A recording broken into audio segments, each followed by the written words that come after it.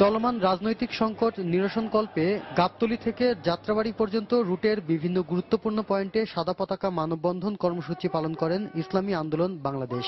এতে প্রধান অতিথি হিসেবে বক্তব্য রাখেন সংগঠনটির আমির ও চরমোনাইয়ের পীর মুফতি সৈয়দ মোহাম্মদ রেজাউল করিম। আমরা বারবার বলেছি, যেহেতু বর্তমান সরকার ক্ষমতায় রয়েছে, এ দায়িত্ব আপনার কাঁধেই বর্তাতে হবে এবং আপনাকেই বারবার এর দায়িত্বের সমাধানের জন্য উদ্যোগ গ্রহণ করতে হবে। রাজনৈতিক সংকট নিরসনকল্পে গাবতলী থেকে যাত্রাবাড়ি পর্যন্ত রুটের বিভিন্ন গুরুত্বপূর্ণ পয়েন্টে সাদা পতাকা মানববন্ধন কর্মসূচি পালন করেন ইসলামী আন্দোলন বাংলাদেশ। এতে প্রধান অতিথি হিসেবে বক্তব্য রাখেন সংগঠনটির আমির ও চরমোনাইয়ের পীর মুফতি সৈয়দ মোহাম্মদ রেজাউল করিম।